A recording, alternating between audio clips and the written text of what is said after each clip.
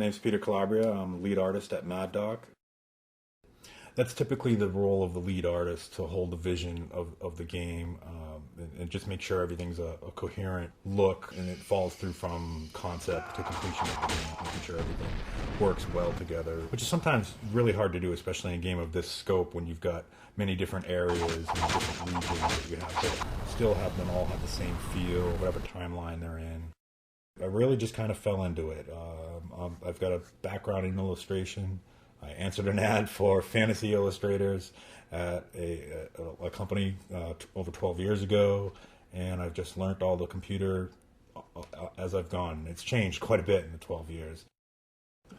The biggest challenge for art would definitely be working within the constraints of the game engine. There's always a trade-off between polygon, texture size, and animation, and trying to get the art as nice as we can get it within those constraints. We've got a lot of building, a lot of things, and that all goes against the memory. Everything's fighting for that same bit of memory, so that's a challenge. Gaffes in art, and they can pop up a lot. We've had some cannonballs that wouldn't disappear, so that would look kind of funny. They'd follow people around. Maybe horses that would fall down in a strange way upon their death. So yeah, that happens quite a bit. The international feel to the team, that's kind of just been a happy accident. We've just been hiring people based upon their portfolio and the work they can do, and it's just worked out well that we do have quite a number of people from different countries, because you get a lot of different input and ideas about the games and how they should play or how they should look.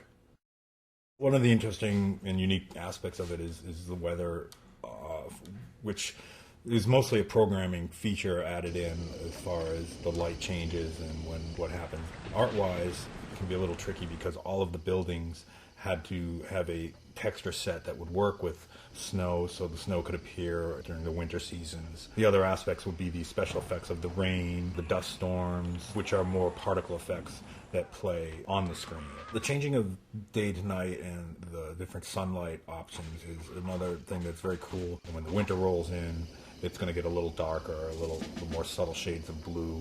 It's a big undertaking. Rated T for Teen.